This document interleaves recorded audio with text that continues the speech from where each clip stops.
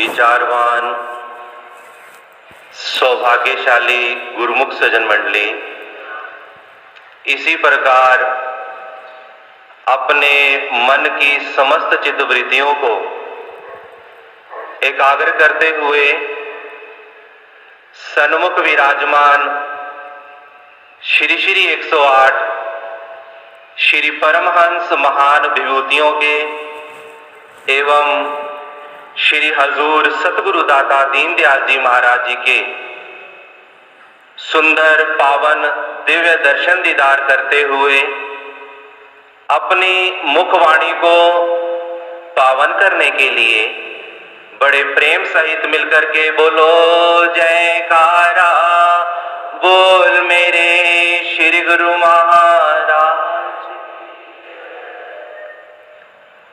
ये श्री परमहंस दाता दीनदयाल जी महाराज जी का श्री दरबार भक्ति परमारथ रूहानियत का लासानी दरबार है।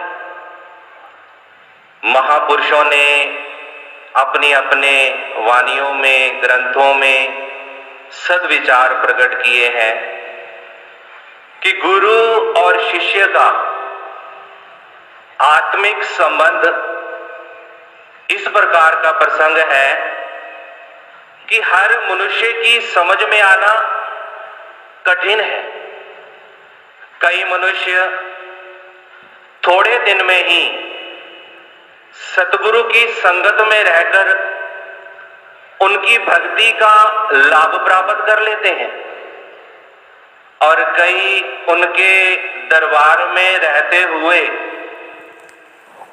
उस भक्ति के लाभ से पूर्ण लाभ प्राप्त नहीं करते हैं। समय दोनों का व्यतीत हो रहा है। एक ने तो थोड़े समय में ही सद्गुरु की प्रसन्नता और उनकी भक्ति के लाभ को प्राप्त कर लिया और एक तेली के बैल की तरह दिन रात चलते चलते वहीं खड़ा रहा। एक ने तो उस भक्ति के लाभ को पूर्ण कर लिया और एक ने उस सतगुरु के भक्ति के लाभ को पूर्ण प्राप्त नहीं किया। कारण क्या है? कारण है सेवा में भाव की कमी। सेवा करते हुए उस भाव को, उस मन को सम्मिलित नहीं किया। सतगुरु तो सबका भला चाहते हैं, सतगुरु तो सबकी बेहतरी में होते हैं। सतगुरु की तरफ से कोई कमी नहीं होती।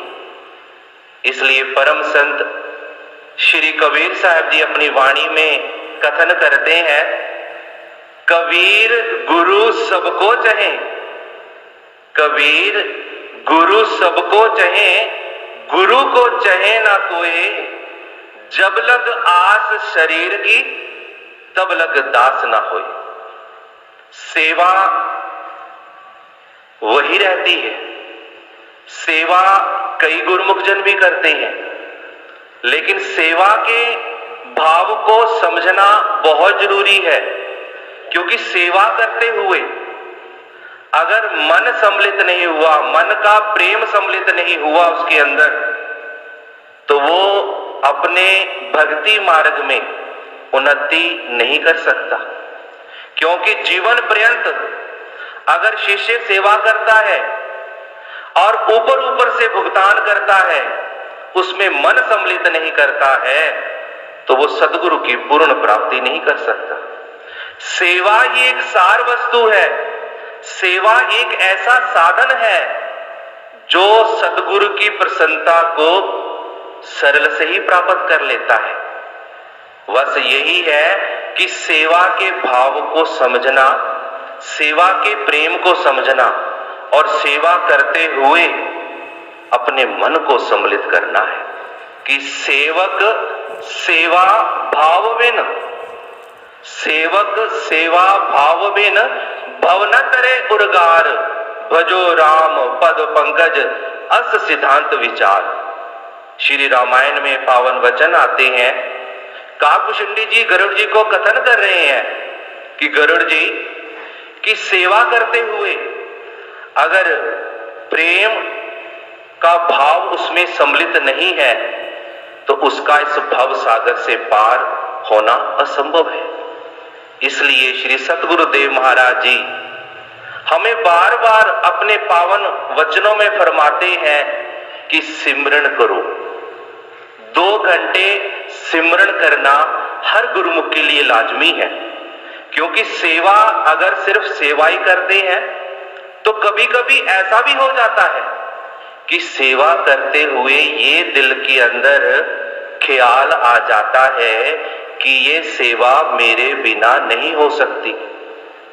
ये ख्याल तब पैदा होता है कि जब उसके अंदर प्रेम ना हो और वो सिमरन ना करे।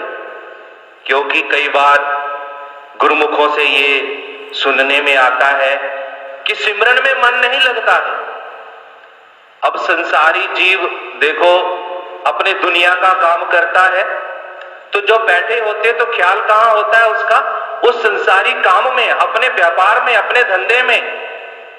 और ऐसे ही जब गुरुमुख जन गुरु दरबार की निष्काम भाव से प्रेम से सेवा करते हैं, क्योंकि हमारे संत जी अधिकतर अपने सत्संग में सुनाया करते हैं कि भक्ति की पहली सीढ़ी प्रेम, श्रद्धा और विश्वास ही है।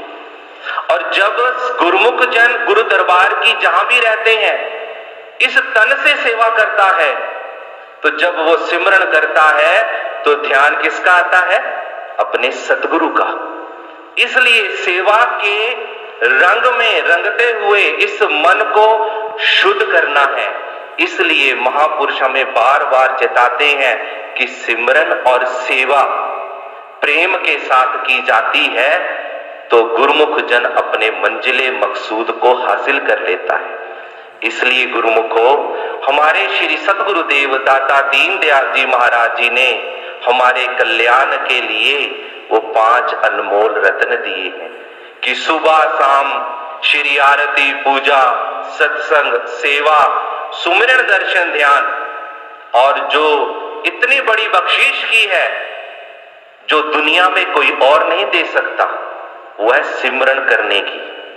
और सिमरन तभी करेगा इंसान जब तन से दिल लगा करके सेवा करेगा।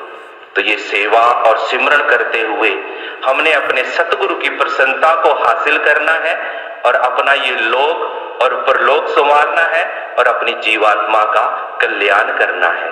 बोलो जयकारा, बोल मेरे श्री गुरु महाराज।